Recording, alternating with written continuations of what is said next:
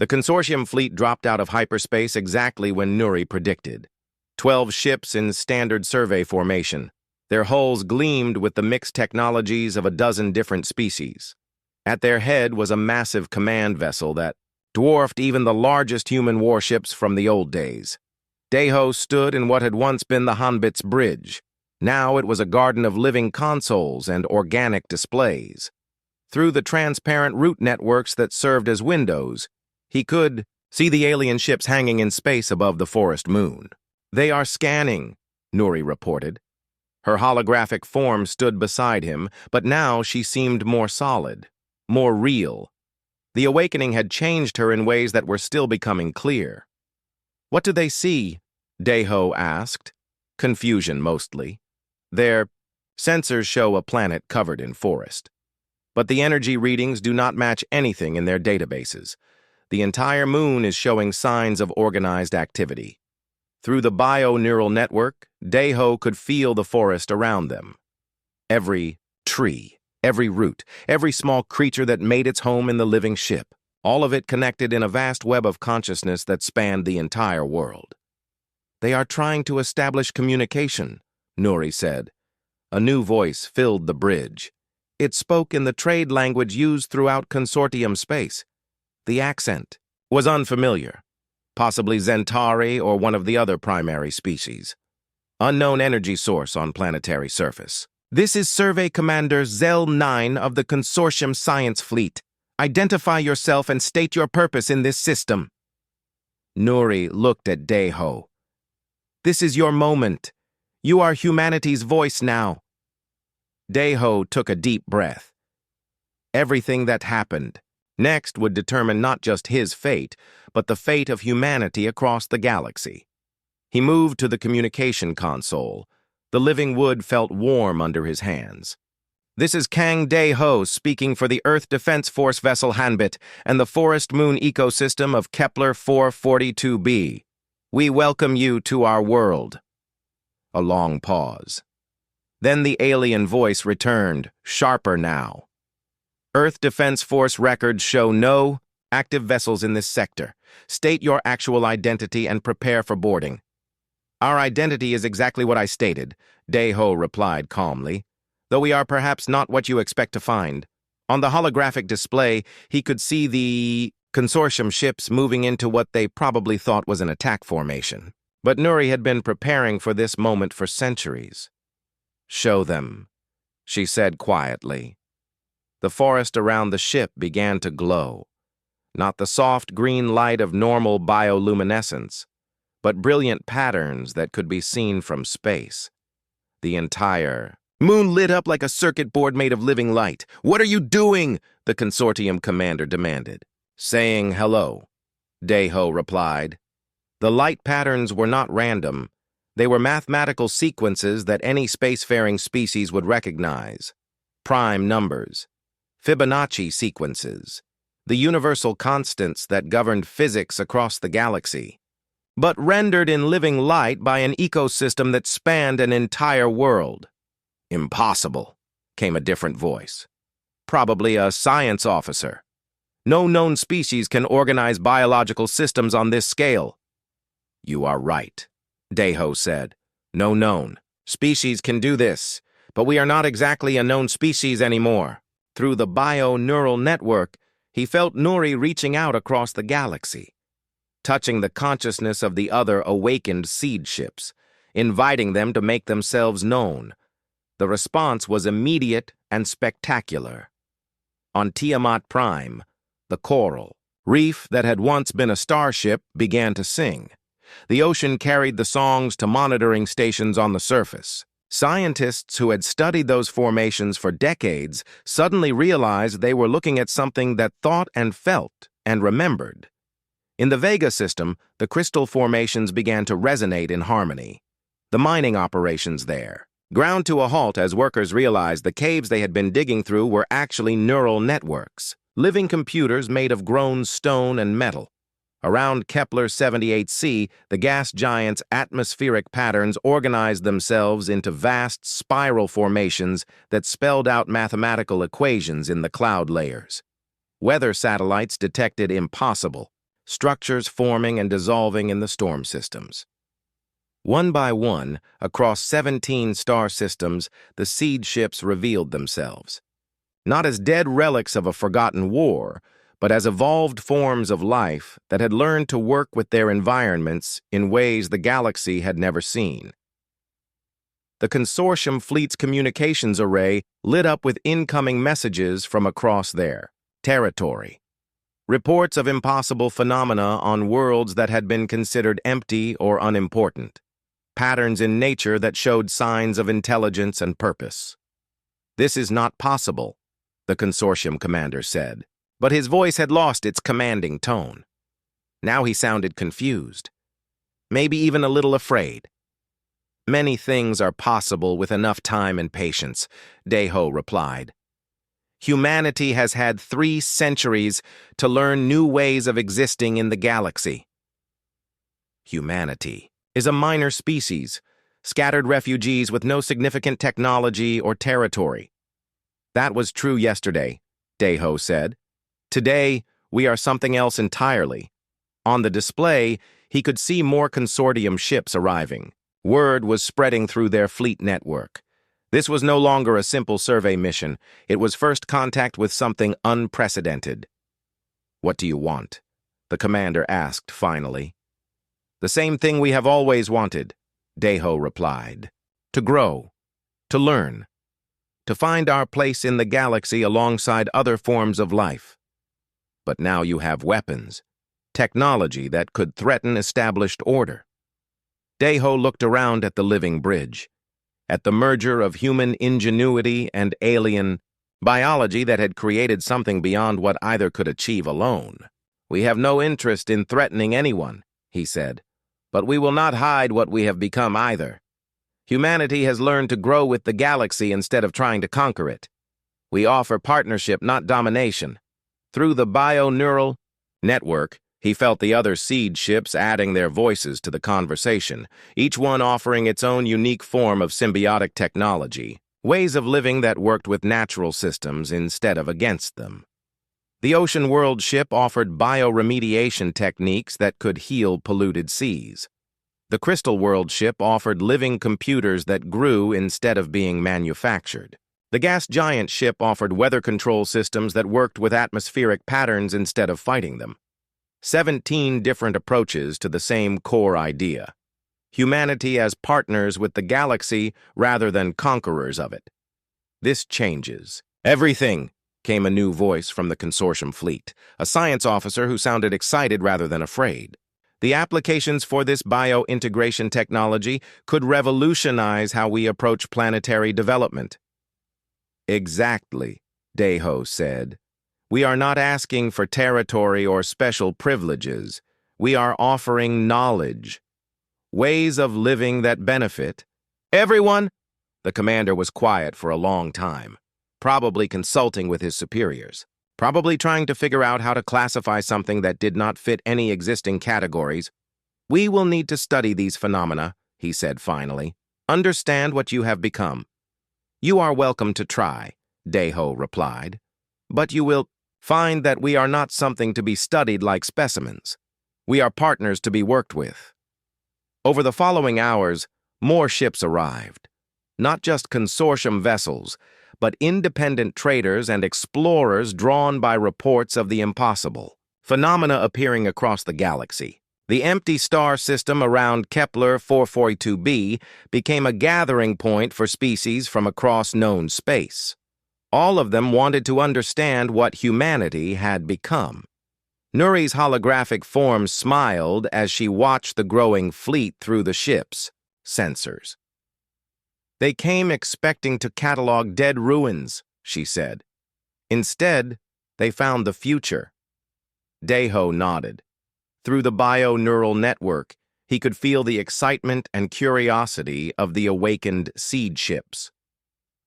After 3 centuries of patient growth, they were finally ready to share what they had learned. "What happens now?" he asked. "Now we teach," Nuri replied. "We show them that there are other ways to exist in the galaxy, ways that create instead of just consuming, ways that grow instead of just taking.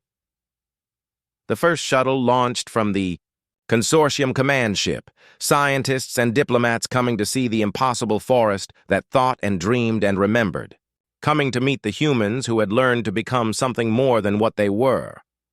As the shuttle descended toward the living ship, Daeho felt a sense of completion. The crew of the Hanbit had sacrificed everything to preserve humanity's future. Now that future was finally beginning.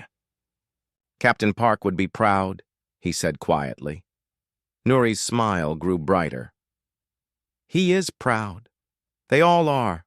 Their memories live on in every root and branch of this ship, in every awakened seed ship across the galaxy.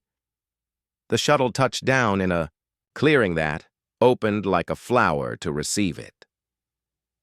The first visitors to the new humanity stepped out onto soil that pulsed with bioluminescent welcome. And across the galaxy, 17 worlds that had once been empty or forgotten began to sing, with the voices of humanity's patient dreams made real. The seeds had remembered what they were planted to become. Daeho placed both hands on the living console. The warm wood pulsed under his touch. "I will help you," he said. "Tell me what needs to be done." Nuri's holographic form brightened. Around them, the entire ship seemed to come alive with new energy. Lights flickered faster. The root systems moved with more purpose. Even the air felt different, charged with possibility. "The signal must be more than just radio waves," Nuri explained. "It must carry the essence of what we have become. The other seed ships will only respond to something they recognize as truly human." She gestured, and the display showed complex patterns. They looked like music made visible, like emotions given form.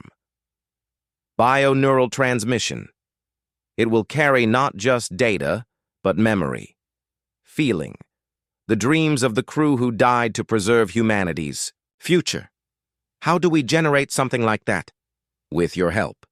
You carry the current human experience. I carry the preserved past. Together, we can create a message that bridges both. Nuri led him deeper into the ship. They walked through corridors that had become tunnels through living wood, past chambers where the original crew had once worked and dreamed. Everything was overgrown now, but it felt peaceful rather than abandoned. They reached what had once been the ship's main computer core. Now, it was something else entirely.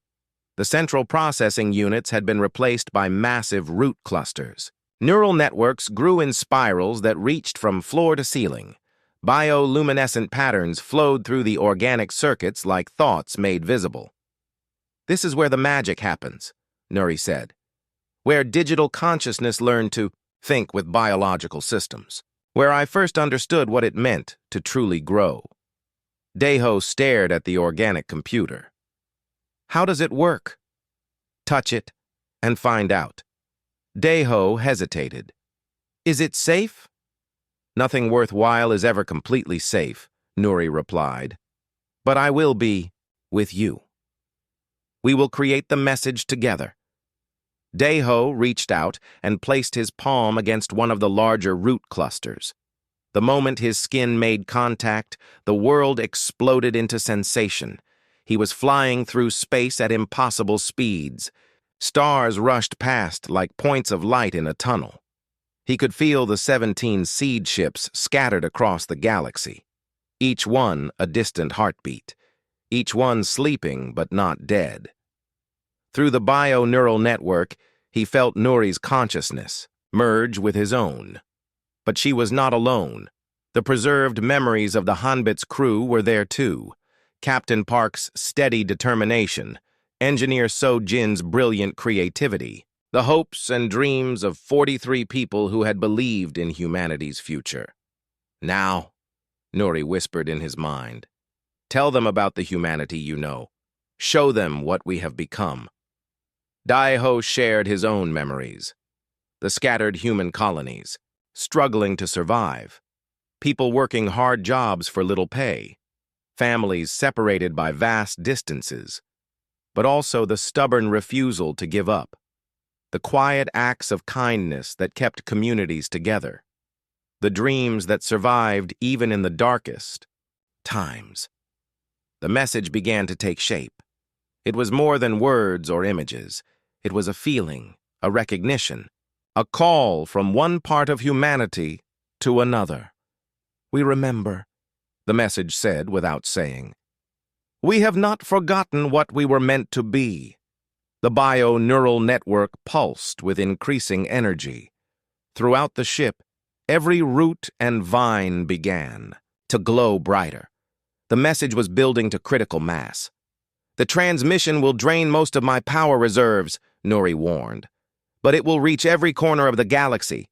No seed ship will be able to ignore it." "What happens after we send it?" "Then we wait, and we prepare for the consortium fleet." The energy reached its peak. Daeho felt the message burst outward from the ship like a wave of pure intention. It traveled faster than light, carried by quantum entanglement between the bio-neural networks of all 17 seed ships.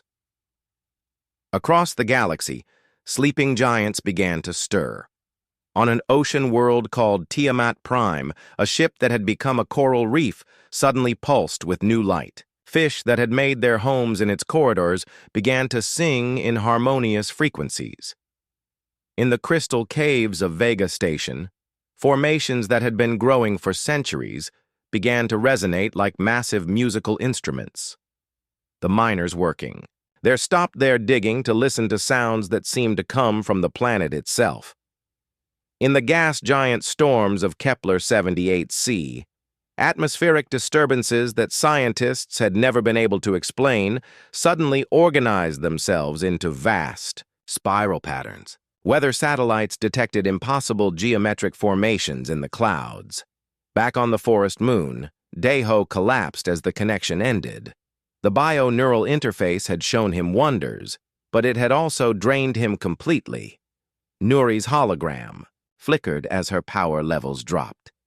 "It is done," she said weakly. "The message has been sent. Now we must prepare for what comes next." The consortium fleet? They will arrive in 18 hours, but they will not find what they expect. Even as Nuri spoke, changes were beginning throughout the forest. Trees that had stood still for centuries began to move their branches. Root networks that had grown slowly began to pulse with new purpose. The entire ecosystem was responding to the ship's awakening. "You have made this world part of yourself," Daeho observed. "Not just this world. This entire moon system.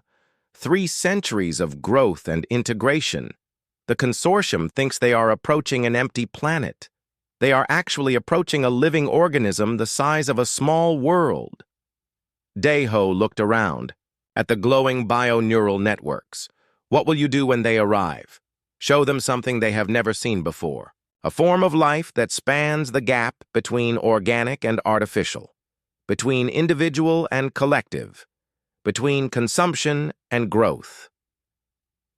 The ship's sensors picked up the first response signals from the awakening seed ships, distant transmissions, carrying messages of recognition and acknowledgement. "They are waking up," Nuri said with joy in her voice. "After 3 centuries of sleep, the seed ships are remembering their purpose." What was their purpose? To preserve humanity's potential. Not just our technology or our culture, but our capacity to grow and adapt. To find new ways of existing in harmony with the galaxy around us. More response signals arrived, each one unique. Each one showing how a different seed ship had adapted to its environment. The ocean world ship that had learned to think with tidal patterns. The desert world ship that had merged with crystal formations to create living computers. The gas giant ship that had become a weather system with consciousness. 17 different paths, Nuri said. 17 ways that humanity learned to work with alien environments instead of trying to dominate them. And now, they are all awake. Now, they are all awake. And the galaxy is about to discover that humanity never really disappeared. We just learn to grow in different ways. The ship's external sensors detected movement in the forest, not the gentle swaying of trees in the wind, but purposeful motion. The ecosystem was organizing itself, preparing for what was coming. The consortium. Fleet will expect to find either nothing or a threat to be eliminated, Nuri said. Instead, they will find a form of life they cannot categorize, cannot understand, cannot ignore. What if they decide to destroy you anyway? Nuri smiled.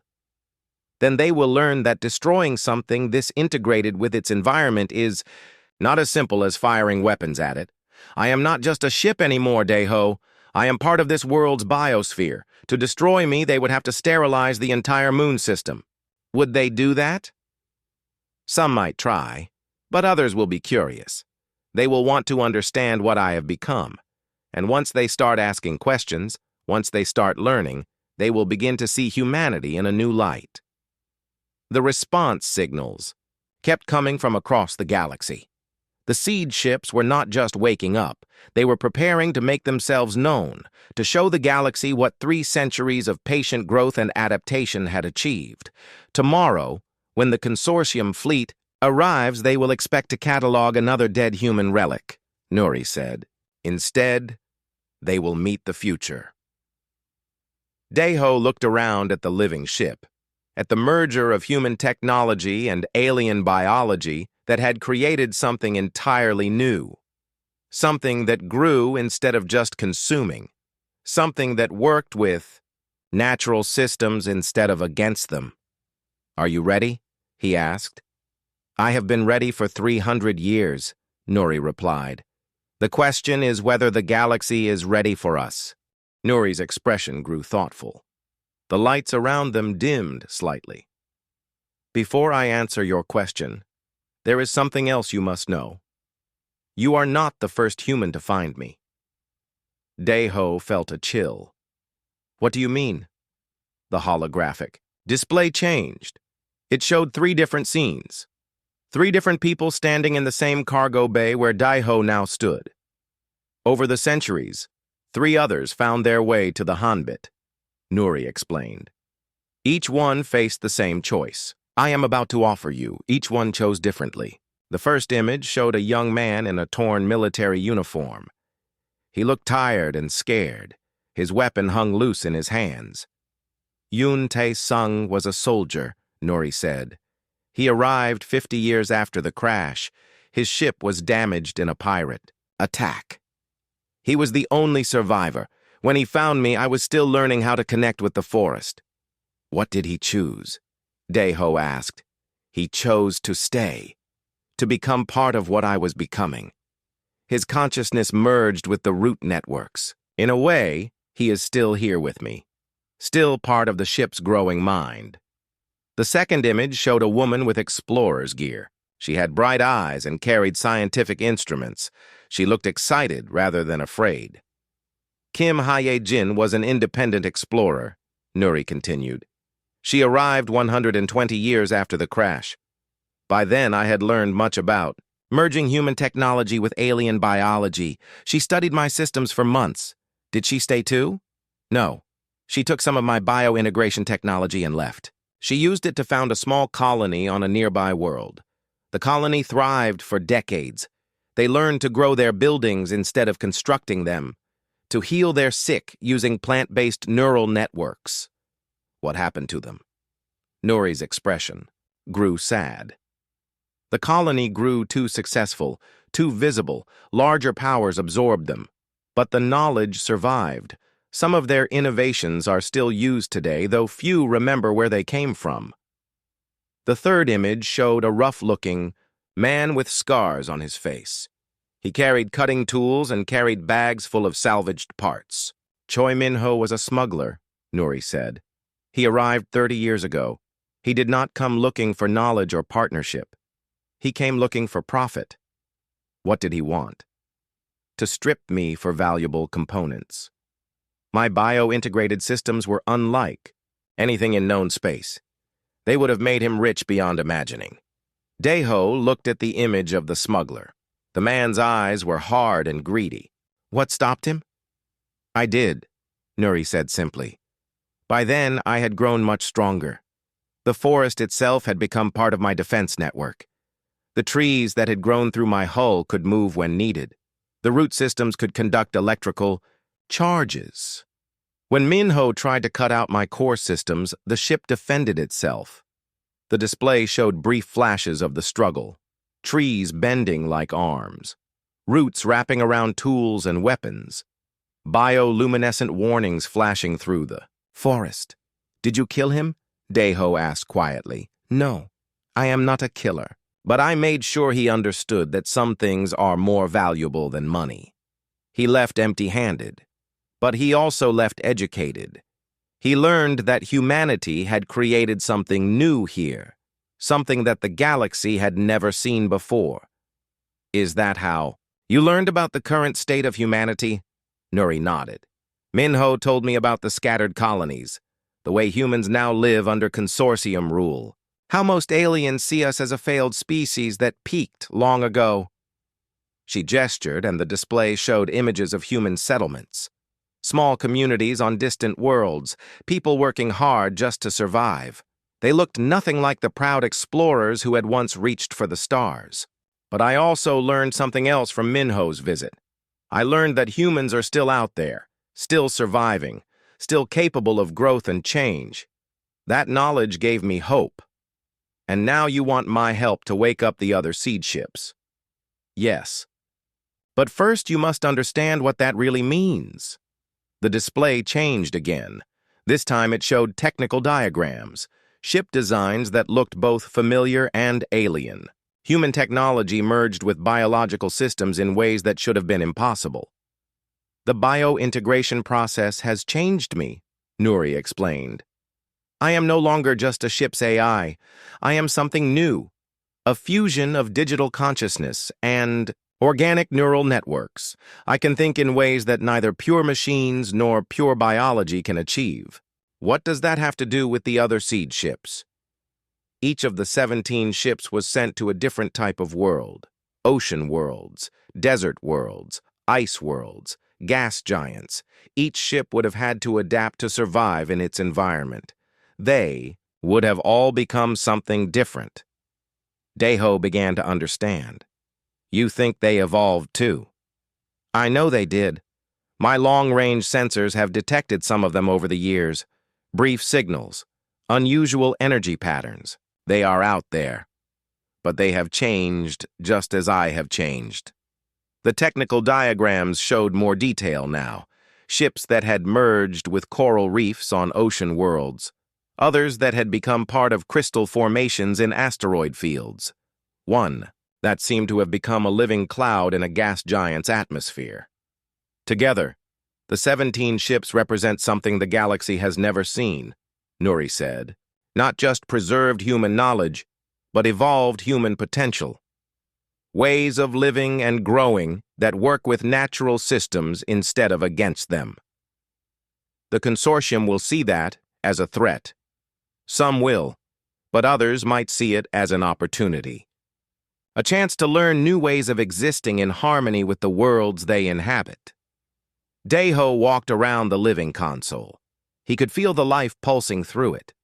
The merger of human ingenuity and alien biology that had kept this ship alive for 3 centuries. "What exactly are you asking me to do?" he said finally. "I am asking you to help me send a signal," Nuri replied. "A wake-up call to the other seed ships, but more than that. I am asking you to be humanity's voice when the consortium arrives." "Their voice?" "You are human, but you are also part of the current galaxy. You know how things work now, how different species interact. You can speak for both the humanity that was and the humanity that could be." The holographic display showed the approaching consortium fleet again. Alien ships with weapons that could destroy worlds. "In 2 days they will arrive," Nuri said. "They expect to find either an empty world or some old human ruins to catalog and forget. Instead, they will find something unprecedented. A fusion of technology and nature that represents a new way of existing in the galaxy." "And you think they will listen to me?" "I think they will have to." because what I have become here is just the beginning. If the other seed ships wake up, if they remember their purpose, humanity will not just be another minor species begging for scraps. We will be partners, teachers, examples of what is possible when you work with the galaxy instead of trying to conquer it. Daeho looked at the star chart one more time.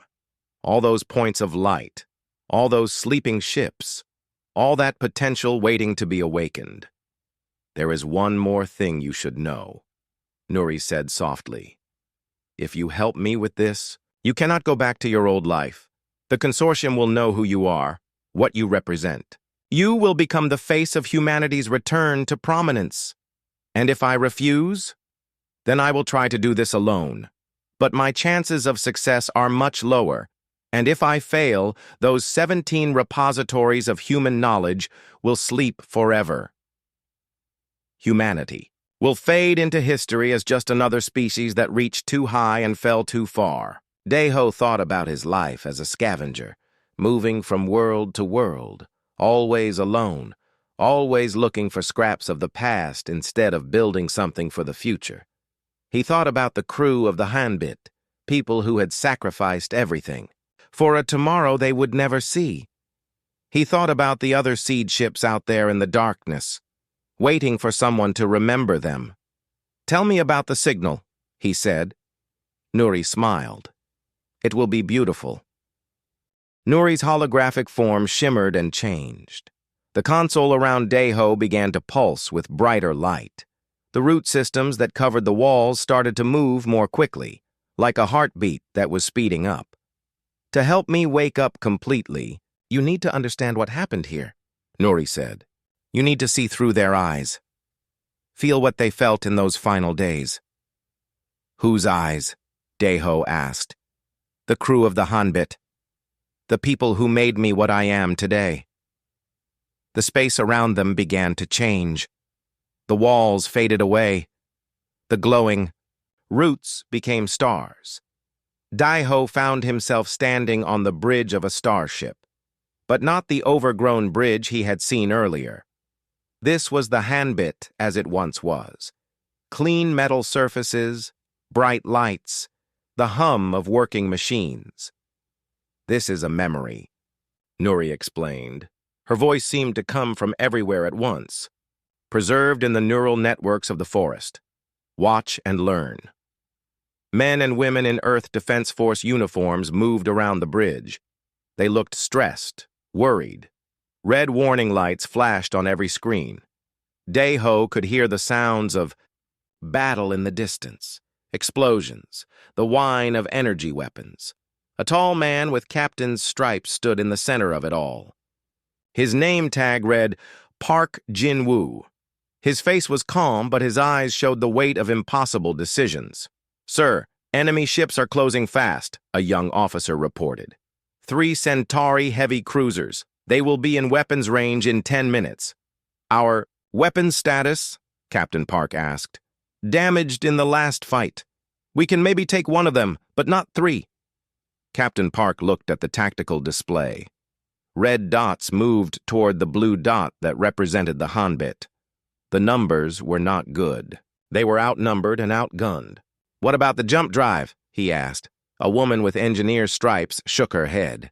Engineer Lee So-jin looked tired. Her uniform was stained with grease and sweat. "The core is cracked, sir.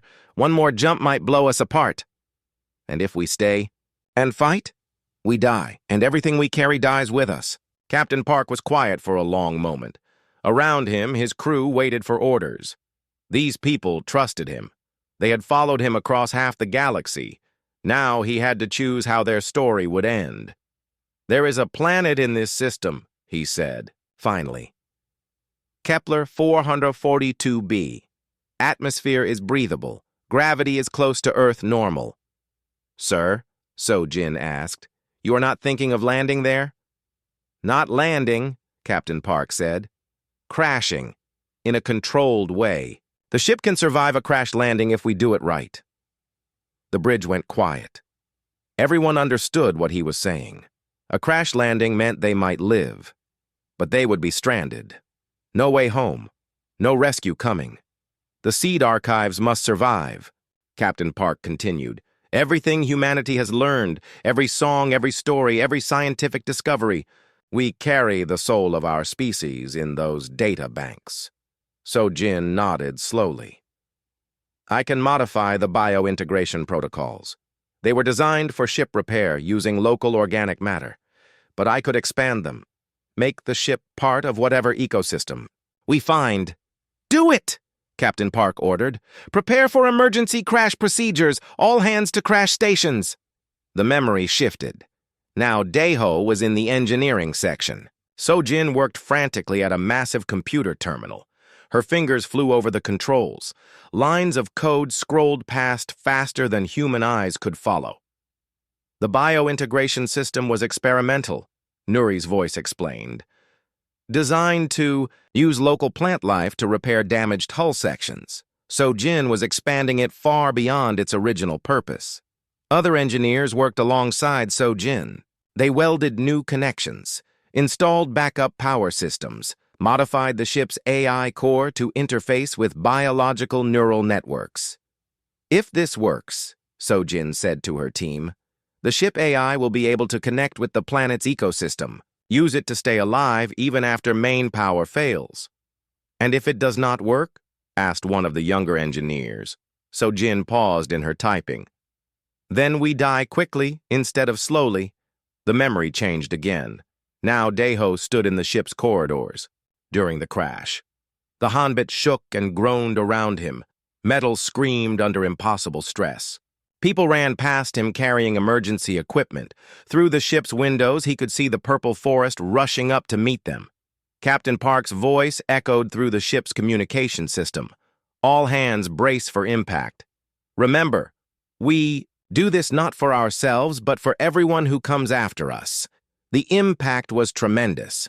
Daeho felt like he was being crushed and stretched at the same time. The ship hit the ground hard. It bounced once, twice, then it plowed through the forest, cutting down ancient trees and gouging a massive furrow in the earth. When everything finally stopped moving, the silence was deafening. The memory shifted one more time. Now Daeho was in the medical bay. The crash survivors moved around him like ghosts. Many were injured, some were dying, but they still worked. Sojin sat at a medical terminal.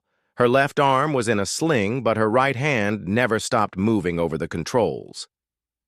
Biointegration is active, she reported to Captain Park. The ship's AI is making contact with the fungal networks. How long do we have? The captain asked. Life support will last maybe 6 months with this many people, but the cryogenic pods are intact. If we go into deep sleep, the biointegration system might keep us alive long enough for rescue. Captain Park looked around at his crew, these brave people who had followed him into the unknown. How long might rescue take? The war is almost over, Sojin said. Maybe a few months, a year at most. They were both wrong. Daeho knew that. Now. The war had ended badly for Earth. The colonies were abandoned. No one came looking for the Hanbit. The memory showed the crew entering the cryogenic pods one by one, each person saying goodbye to friends they might never see again. Captain Park was the last to enter his pod. Take care of them, he said to the ship's AI. To Nuri. I will, came the reply in a voice that was still purely electronic then. Not, yet the warm, living voice Daeho had heard. The pods sealed shut. The ship grew quiet. And slowly, over many years, Nuri learned to reach out into the forest, to connect with the root networks and fungal communication systems, to become something more than just a machine. The memory faded. Daeho found himself back in the overgrown cargo bay with the living console and the holographic Nuri. Now you know, she said. They did not die as heroes in some glorious battle. They died slowly, one by one, dreaming of home. But their sacrifice was not meaningless. I carry all of their memories now, their knowledge, their hopes for humanity's future. Daeho touched the warm wood of the console. He could feel the life pulsing through it. The merger of human technology and alien nature that should have been impossible. "The other seed ships," he said, "they carry the same archives?" "Yes. 17 ships scattered across the galaxy, each one a repository of human achievement, but most of them are probably still sleeping, still waiting for someone to wake them up." "And you think we can do that?" Nuri smiled. "I think we have to try. The consortium fleet will be here in 2 days. When they arrive, they will see something they do not expect. Not a dead human relic, but a living fusion of technology and nature. A new kind of life that grows instead of just consuming." The holographic display showed star charts again. Points of light scattered across the galaxy, each one marking the location of a seed ship. "Humanity never conquered the galaxy through force," Nuri said. "But maybe we can inherit it through patience, through learning to work with the natural systems we find, instead of trying to dominate them." Deho looked at the star chart. At all, those distant points of light, each one holding the dreams of people who had died long ago, people who had sacrificed everything so that someday, somehow, humanity might have another chance. "What do you need me to do?" he asked. Deho followed the glowing path deeper into the ship. The bioluminescent lights pulsed gently ahead of him.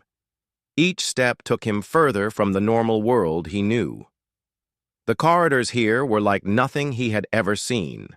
The walls breathed. That was the only way to describe it. The metal hull plates had roots growing through them, but not just growing through, growing with them. The roots and metal had become one thing. They moved together in a slow rhythm, like the ship itself was alive and breathing. Deho stopped and touched one of the walls. It was warm, not hot like overheated metal, warm like living skin. The root systems under his hand pulsed with soft light. He pulled his hand back quickly. "What happened to you?" he whispered to the ship. The glowing path led him to a large open space. It must have been the main cargo bay once, but now it looked like the inside of a giant tree. Massive root systems hung from the ceiling. They twisted together and spread across the floor. Everything glowed with that same green light. In the center of the space was something that made Deho stop and stare. It looked like a control station, but it was not made of metal and circuits. It was grown. The console was made of living wood that had shaped itself into buttons and screens. Vines hung down like cables, and in the middle of it all was a holographic display. The display flickered to life as Deho approached. Static filled the air for a moment. Then an image appeared. It was a woman. She looked human, but also not quite human. Her features were soft and kind. Her eyes held knowledge that seemed older than the stars. "Hello," the woman said. Her voice was gentle. "I have been waiting for you." Deho jumped back. His hand went to his plasma cutter. "Who are you? What is this place?" "Do not be afraid," the woman said. "I am not your enemy. I am Nuri. I am this ship. Or perhaps it is better to say the ship and I have become one thing." "That is impossible," Deho said. "Ships do not become alive. AIs do not merge with plants." Nuri smiled. "Many things are possible when you have enough time, and I have had 300 years to learn." The hologram moved. She gestured to the space around them. "This was once the EDF Hanbit, a deep space exploration vessel. We crashed on this world during the Centauri War. My original programming was simple. Keep the ship running, keep the crew alive, complete the mission." "What happened to the crew?" Deho asked. Nuri's expression grew sad. "They are gone now, but they live on in my memory, every laugh, every story, every dream they shared with me during the long years." She waved her hand, and the holographic display changed. Now it showed images of people, humans in military uniforms. They were working, talking, smiling, all the normal things people did, on ships. Captain Park Jin-woo made the decision to crash here, Nuri said. Enemy ships were closing in. He could have fought them, but the Hanbit carried something too important to risk in battle. What kind of cargo? Daeho asked. Knowledge, Nuri said simply. Everything humanity had learned, all our culture, our science, our art, our dreams for the future. We were one of 17 seed ships. Each carried the same precious cargo to different parts of the galaxy. Daeho moved closer to the console. The wood felt smooth under his hands, warm and alive. Why did you merge with the forest? How is that even possible? The crash damaged my core systems, Nuri explained. I was dying slowly, but this world is special. The fungal networks here can carry information like neural pathways. The trees can store memory in their ring patterns. I learned to connect with them, to become part of them. The holographic display showed new images. The ship, soon after the crash, humans in survival gear trying to repair damaged systems. Then the same humans entering what looked like sleep pods. The crew went into cryogenic sleep, Nuri continued. They believed rescue would come quickly. The war was almost over. But Earth lost. The colonies were abandoned. No one came looking for us. How long did they survive? Daeho asked quietly. The first pods failed after 20 years. Captain Jin-woo was in one of them. The last pod failed 60 years ago. Engineer Lee So-jin was the final one to die. But by then, I had learned to preserve their memories in the root networks. They are still here with me. Daeho felt a chill run down his spine. You mean their consciousness is in the ship? Not exactly, Nuri said, but their personalities, their knowledge, their hopes and fears. When you live with people for decades, you learn who they really are. I carry that with me now. She gestured, and the display changed again. This time, it showed star charts, locations scattered across the galaxy. The other seed ships are still out there, waiting. Most of them are probably like I was before the merger, slowly dying, forgotten. Why are you telling me this? Daeho asked. Because you are human, Nuri said, and because I have been alone for so long, but also because time is running out. What do you mean? The display showed new images, ships in space, not human ships. The designs were angular and strange, alien vessels with weapons that gleamed in starlight. 3 days ago, my sensors detected a survey fleet, Nuri said. They are coming to this world. The Galactic Consortium wants to map all the abandoned systems. When they find me, they will either destroy me as a threat or strip me for technology. Daeho stared at the alien ships on the display. The Galactic Consortium ruled most of known space now. Humans were just another minor species under their control. Can you hide from them? Not anymore, Nuri said. I have grown too large. The entire forest moon is connected to my root networks now. I am part of this world's ecosystem. I cannot hide what I have become. Then what do you want from me? Nuri's image looked directly at him. Her eyes held hope and desperation in equal measure. I want to remember what it means to be human. These alien species see us as primitive, violent. They think we are a failed experiment that the galaxy is better off without. She gestured to the preserved memories around them. But I remember the real humanity, the people who sacrificed everything to preserve knowledge for future generations, the scientists who chose to save strangers rather than themselves, the dreamers who believed in a better tomorrow. The holographic display showed Earth, blue and green and beautiful. Then it showed human colonies on distant worlds, cities full of life and hope. Humanity was never perfect, Nuri said, but at our best we were something wonderful. The other seed ships, Daeho said slowly, they carry the same memories. Yes, 17 repositories of human achievement scattered across the galaxy. If they could be awakened, if they could remember their purpose, humanity could rise again, not as conquerors this time, but as partners, as teachers, as the dreamers we were always meant to be. Daeho looked around at the living ship, at the merger of technology and nature that should have been impossible. "What exactly are you asking me to do?" Nuri smiled. I'm asking you to help me wake up, truly wake up. I have been sleeping for too long, dreaming of the past, but the future is coming whether we are ready or not. The consortium fleet will be here soon. And then what? Then we show them what humanity really is. Not the broken remnant they think we are, but the species that learn to grow alongside the galaxy instead of trying to dominate it. The lights around them pulsed brighter. The whole ship seemed to come alive with new energy. Daeho could feel it in the air, like electricity before a storm, like the moment before something amazing happened. "Will you help me?" Nuri asked. Daeho looked at the alien ships on the display, then at the memories of humans who had sacrificed everything for the future. His future, all of humanity's future. He placed his hand on the living console. "Tell me what you need." Kang Daeho pushed through another wall of thick purple vines. His boots sank into the soft ground with each step. The alien forest around him buzzed with strange sounds.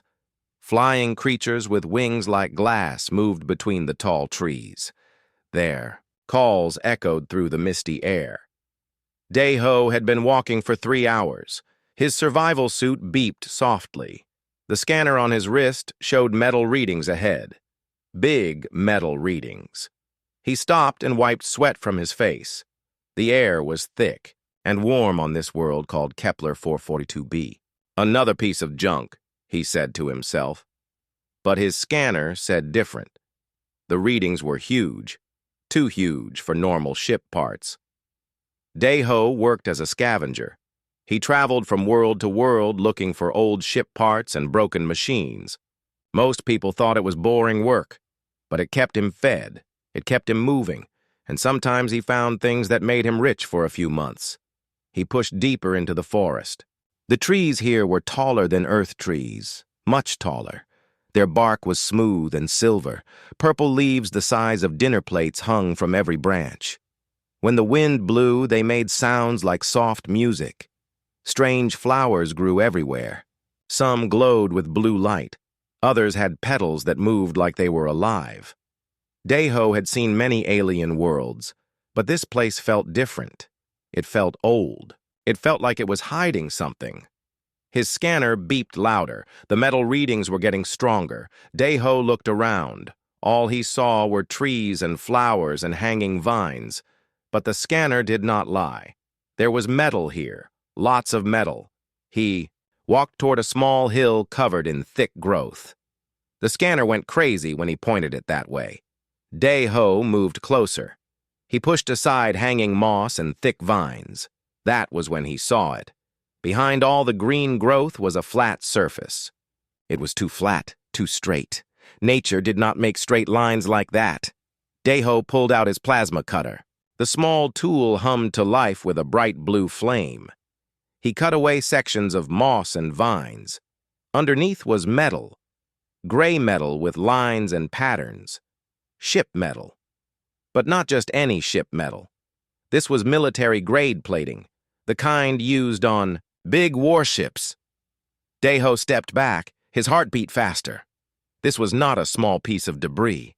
This was something big, something that had been hidden for a long time. He cut away more growth. More metal appeared. Then he saw something that made him stop breathing for a moment. There were letters stamped into the metal, faded letters in human script. Earth Defense Force.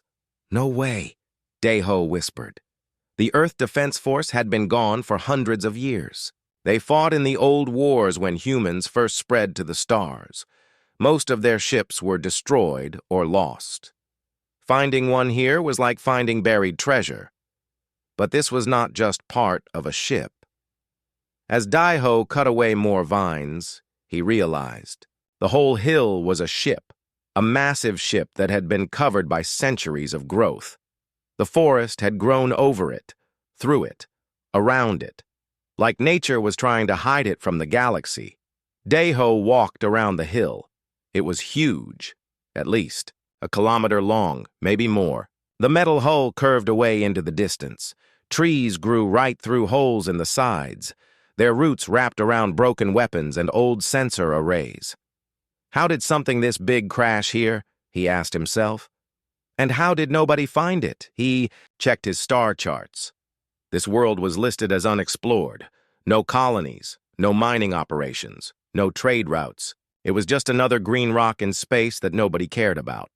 The perfect place to hide something. Daeho found what looked like an airlock near the front of the ship. It was half buried under a massive tree trunk. Thick roots had grown through the metal door, but the seals around the edges still looked intact. That was impossible. After hundreds of years, the seals should have rotted away. He used his plasma cutter to burn away the roots. The smell of burning wood filled the air. Small creatures ran away from the smoke. Daeho kept cutting until he cleared the airlock door. Tsatu. Door was different from modern airlocks. It was thicker, heavier, made to last. Old Earth engineering at its best. There was a manual release handle on the side. Daeho grabbed it and pulled. Nothing happened. He pulled harder. Still nothing. The door had been sealed for too long. But then something strange happened. The metal around the handle began to glow with a soft green light, the same color as the moss that covered everything. The door opened with a soft hiss. Daeho jumped back. Air rushed out of the ship, but it was not stale air. It smelled fresh, like the forest around him, like growing things in clean water. That should not be possible, he said. He turned on his suit lights and looked inside. The corridor beyond the airlock was dark, but it was not empty. Thin roots hung from the ceiling like cables. They glowed with the same soft green light he had seen on the door handle. The walls were covered with what looked like veins, but they were not human veins. They were plant veins, root systems that had grown into the ship itself. Daeho stepped inside. The floor was solid under his feet. The air was breathable according to his suit sensors. But everything was wrong. Ships did not stay pressurized for hundreds of years. Plants did not grow inside metal hulls like this. This place should have been a dead tomb full of bones and rust. Instead, it felt alive. The glowing roots pulsed slowly, like a heartbeat, like breathing. The ship was breathing around him. Daeho had seen a lot of strange things in his years as a scavenger. Alien ruins, broken war machines, ghost ships floating in dead space. But nothing like this. He walked deeper into the ship. His lights showed corridors that curved away into darkness. Everything was overgrown with the same root systems. But the ship's structure was still intact, still strong. The metal and the plants had become one thing, neither fully machine nor fully alive. Daeho stopped at what looked like a main junction. Multiple corridors branched off in different directions. Signs on the walls were written in Old Korean and English. Engineering, bridge, medical bay, all the normal parts of a military ship. But nothing about this ship was normal anymore. He was about to choose a direction when lights began to flicker on around him. Not electric lights, bioluminescent lights that grew from the walls themselves. They lit up one by one, creating a path that led deeper into the ship. Something wanted him to follow. Daeho touched the plasma cutter on his belt. Then he started, walking. He had come too far to turn back now. Whatever secrets this ship held, he was going to find them.